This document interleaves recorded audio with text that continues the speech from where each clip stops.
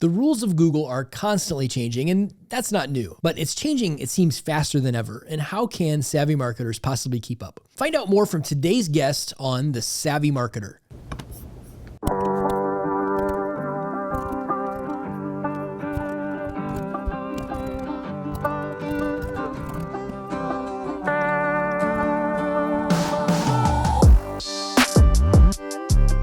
Hello, it's time for another episode of The Savvy Marketer. Stories and ideas to help you build stronger teams and plan smarter strategy. Today's episode is about SEO, or search engine optimization. And our guest today is an expert in SEO, and he's going to talk about 3 things that I think a lot of marketers do because they think they're supposed to with Google, and 3 other things that maybe we could do that will help us narrow our focus and be more effective with less effort. But first, a marketing moment. Don't oversteer. In a world of clickbait, sensational headlines can drive marketers like us crazy. TikTok will destroy YouTube, or Google's next algorithm update will change everything, or email marketing is dead, or ChatGPT will kill Google. Headlines like these play on fear to get a click. And it's easy to get riled up because as marketing leaders, we don't want to appear like we're out of date or that we're falling behind the times. So let me share some perspective. When I built my first web-based business, it was 1999. I'm sounding really old. Google was just a year old at that time. Any of the social platforms that you're using today, including Facebook and YouTube and Twitter and TikTok and all that, none of those things existed.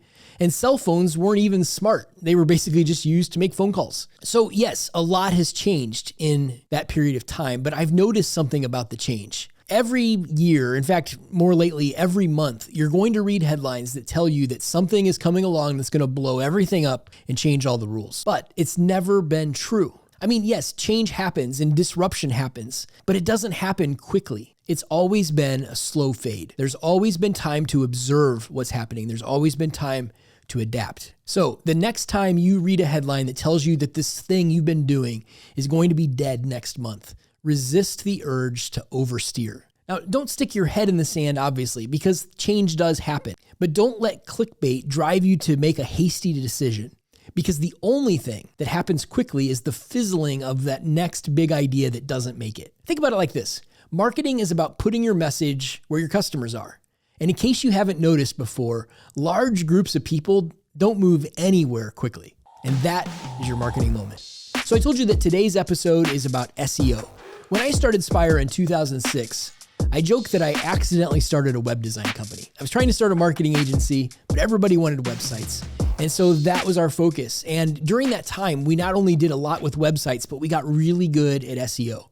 For the first 6 or 7 years of Spire, we were able to really dominate search engines and help our clients do the same. But as we shifted into a wider set of marketing services, it became really difficult to keep up with every little thing that happens with SEO. So I would no longer consider myself an SEO expert, far from it, but I definitely know who to call whenever I need some strategy advice to make sure that we're pointed in the right direction. Whenever I need advice on anything SEO related, there's one guy who I always call. His name's Dustin Montgomery, and he operates Dustin Montgomery SEO Consulting, and he's our guest on today's episode of The Savvy Marketer.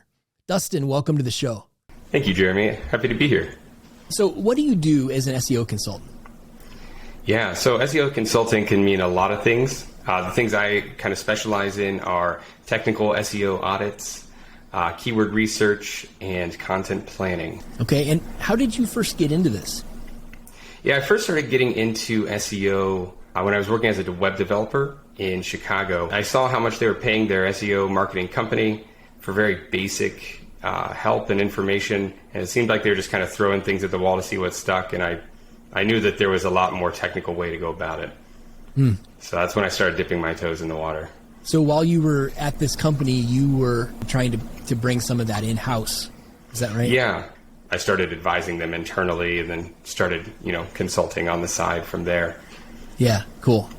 So Dustin, when you aren't working, what are some things that you love to do? What are some things you're passionate about?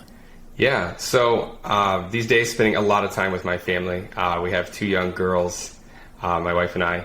And so when we're not doing family stuff, I try to sneak away to LAN parties. Those are something I grew up doing and still love to do when I can find the time. And video games in general, okay. I found a lot of fun. So a LAN party is like a a party that's tied to video games? Yeah, so essentially a LAN party is where everyone brings their computer to a physical location and networks them a LAN, a local area network, and plays games that way. Cool. So usually staying up all night, drinking lots of pop and Cheetos, etc. Very good. Is it Mountain Dew? Is that the beverage of choice? Mountain Dew is historically a beverage of choice, yes. Yeah. I'm not trying to stereotype or anything, but it's a stereotype for a reason. Yeah. Yeah. What are some of the biggest challenges that you see in the world of SEO? I know it's changing fast, and so what are some of the biggest challenges you're seeing right now? Yeah, typically what I see a lot of is technical understanding. So, if someone's made a website and for small business, medium-sized business, you have a website and it's there. It's not something that gets updated maybe unless it's necessary, or you do like a marketing refresh. But understanding kind of what's under the hood is really important for search engine optimization. So for example, if you just have a web page and it's got a lot of graphics on it, but not a lot of textual information, well, Google historically is a textual indexing robot, essentially. Yeah. And so they don't have an understanding for what your business is about. And so they can't display that to a user, even though from a human perspective, it looks just fine. Okay, so people could have it right on the front end of their website, the thing that the world sees, but the translating that to Google is where things can break down. Yeah, exactly.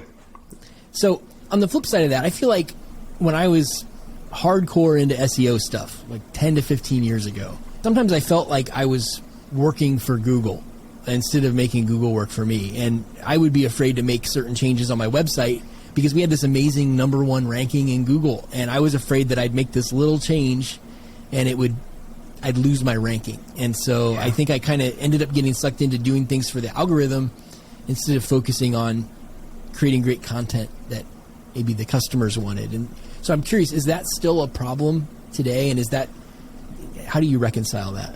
Yeah. I mean, it definitely still is a problem, especially if you have that like coveted, page one position or featured snippet.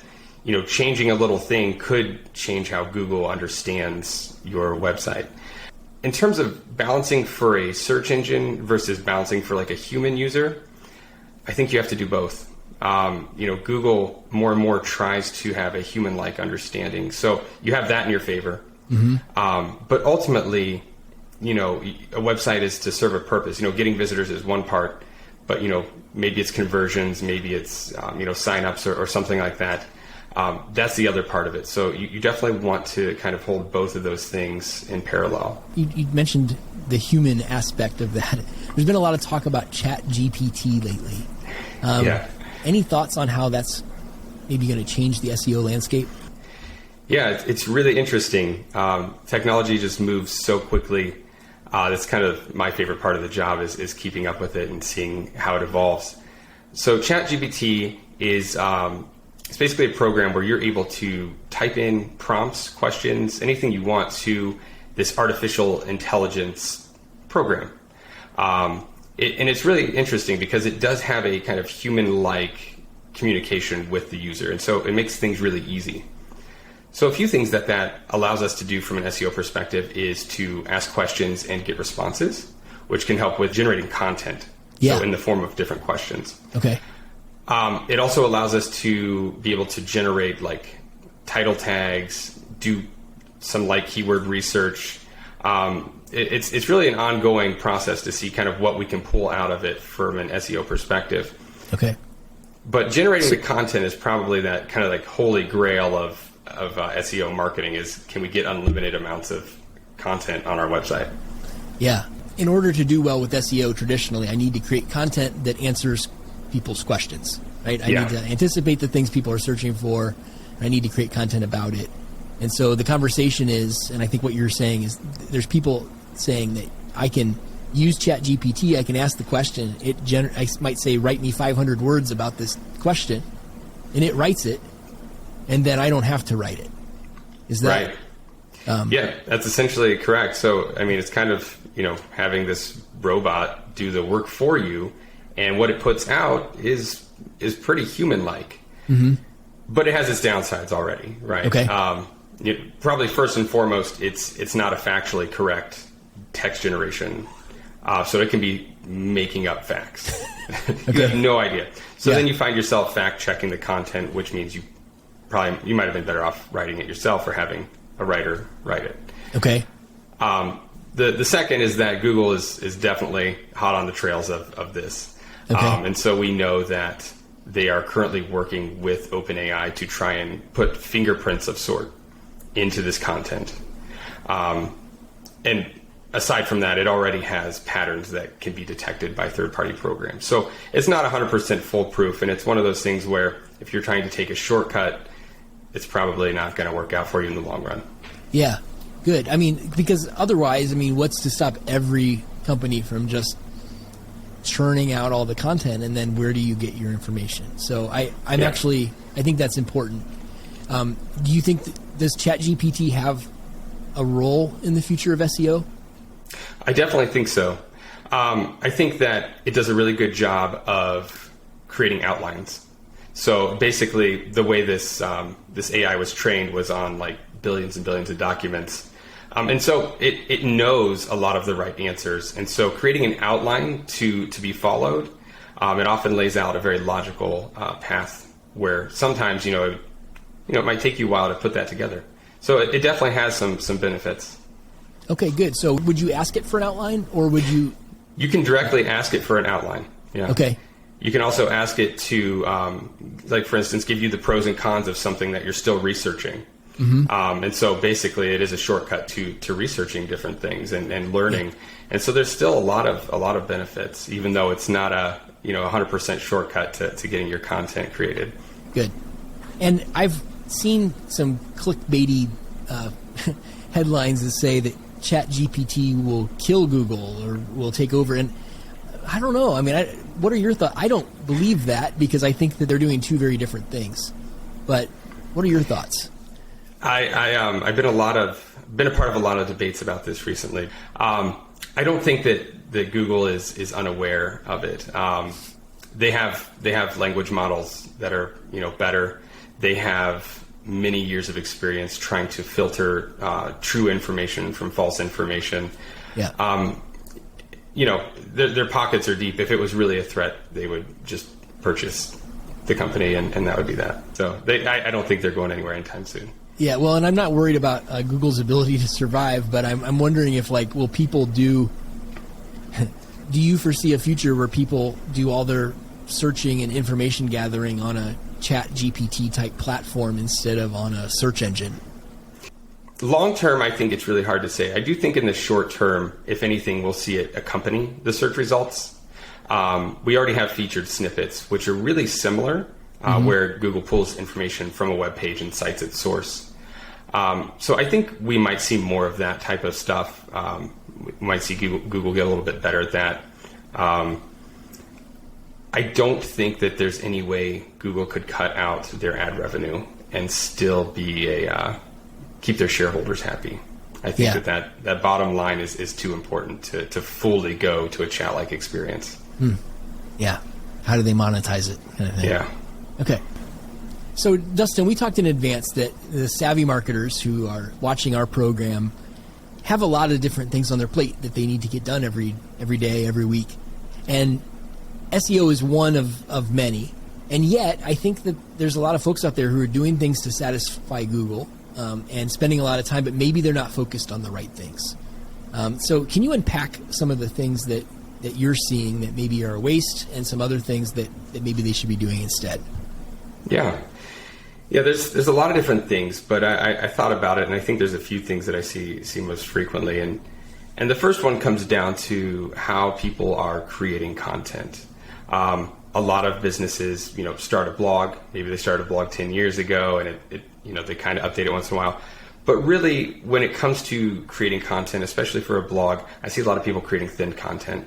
Mm-hmm. Things like, hey, we participated in like a 5K, and here's a picture. And that's kind of it. And that's good, and that's great to have that community involvement. But when that's most of the content on your blog, it's really not helping Google understand your company and business. And it's really not helping any consumers solve solutions, which is kind of the main goal of content marketing, or one of the main goals. The thin content, should they not put that content on their blog? Should they maybe put it on social media instead, or? I think that would be the best place for it, is to, especially if it's just a few sentences or one sentence in a picture, that's kind of a social media thing. Yeah. I would leave blog posts for content that have more in-depth explanations related to business. So we're talking like use cases that are important or help you demonstrate, your abilities, things that your customers might be searching for, how to help them solve a problem, even if it's not, directly pitching your solution. Okay. Things that are going to be a little bit more helpful to a textual search engine, but also to a user who has an issue and is trying to understand your business. Okay, good. What else? Yeah, so the second thing I identified was buying links. So if you have any sort of SEO experience, you know that links are something that you want to have. And I think that if you are out there buying links, especially in today's market, and you don't really have an in-depth knowledge of the industry, of the different providers or metrics that they use, you're going to get yourself hurt. So to put it like that, you're probably going to do more harm than good to your website. Okay. So it's not that maybe these links are bad per se, because they'll often give you the links and you can look at them. It looks all right. But in the long term, these websites, they have different flags, and Google's very good at looking for them and discounting those links over time, and potentially even penalizing a website for unnatural link building. Okay. So chances are you're not going to get it right if you're just out there buying links today. Yeah. What you should be doing for links is you should be aiming to create content that is going to naturally acquire these. And I say naturally, I almost put air quotes around it, because sometimes you need to do outreach to make people aware of what you've created. That's all right. But, if you have something that's unique, it's helpful, something maybe a journalist could use as a citation source, that's the kind of stuff that's going to be the way to go. The third thing I have here is keyword stuffing in the page. So this is definitely an old technique in terms of the way I'm phrasing it. But even today, a lot of people will be like, oh, we want, we're going to spend a little time on SEO. Let's make sure we're, targeting this article towards service X. And so we throw service X in there a lot, link to it a few times, but really it doesn't necessarily help the readability. It doesn't, it's unnatural. And so that kind of thing is something Google can pick up, but also it's something that's not necessarily going to help you. So the right thing to do would be to, write it from the get-go with the service in mind, as well as looking for the related terms that go along with it. So if you have service X, well, mentioning service Y and how it's different would naturally occur within the context of that page. And so really having that kind of keyword first mindset from the start is going to be your best way to go. All right, so Dustin, first of all, can you just recap those three key things that you shared for us, the don'ts and the corresponding do's? Sure. Yeah, so the first thing, blog post formatting. Don't create thin content. Create things that have in-depth explanations about your business. Okay. The second thing, don't buy links. Create content that is aimed at earning links naturally. Yeah. And the third thing, don't just throw keywords on a page. Create the content with those keywords and related keywords in mind from the beginning. Awesome. Okay, and I'm curious, do you have stories maybe of ways you've seen people kind of bring some of these things together and get results? Yeah. So one of my favorite examples is when I was working with a high competition lawyer. This lawyer was in the Texas area for a big city, and so doing the basics wasn't quite enough to get this guy where he needed to go. So we need to look a little bit deeper at his website. And what we found was, after we removed the thin content, we found that a lot of his content was disjointed. So he'd published a lot, he'd worked with some marketing companies over time, and he had a lot of different content that wasn't really organized. Okay. So basically we organized that information. We filled in the gaps by looking at, what his competition was doing that maybe he didn't, covering different practice areas. Yeah. And we were able to get him ranking on the first page of Google for his city plus lawyer. So it was a really big term, thousands of searches a month. He was very happy with that result. But basically, removing the thin content and reorganizing the information That was enough to do it for him. And so that was really exciting. Another example I have was working with a manufacturer. They had a website that was built and did the job well, but it didn't take any technical SEO into consideration. So there weren't really meta descriptions. The products didn't have descriptions, or some of them didn't have photos. So a lot of modern, I guess, SEO amenities were not included in the way they created this website. So once we corrected those and started adding like schema markup, getting a roadmap in place for creating content. Last I checked, they were up like roughly 2,000% since I worked with them in terms of traffic. Wow. It's just these, it was functional for a human, but it wasn't functional for Google to understand it. So once we kind of combined those two, they were able to get on track and start selling a lot more product. That's awesome. I think the thing that's overlooked, because SEO is hard work and it's hard to get the payoff. But man, when you can get that, it supplements, what you would pay to buy advertising to get into your website, to drive all that traffic. It's just this thing that keeps working for you. And so when you can get it, it is so valuable. So we're about out of time, but I'm just curious, if you're talking to a savvy marketer that they've got a lot more than SEO on their plate, and you could encourage them to just zero in on one thing, just one thing every month to help their SEO, what would that one thing be? Yeah, the one thing, that's very hard, but I would say if there's only one thing that you can do, create a piece of content each month that highlights your business, whether it's a service or a case study or something that goes really in depth to an area that you have knowledge in, being a part of that business. If you're able to demonstrate your expertise that way, that adds up and compounds over time. Good. It's not just that single post that you're looking at the whole website benefiting from that over time. Very good. Dustin, I want to thank you for taking time today to jump on the show with us and to share your wisdom on SEO. If people are looking for help with their SEO, how can they get in touch with you? Yeah. So my website, dustinmontgomery.com, that's where I throw up case studies. You can find my email on there, different things like that. That would be the place to go. Well, thank you so much for joining us. And absolutely. I appreciate everything that you do to help us and our clients as well.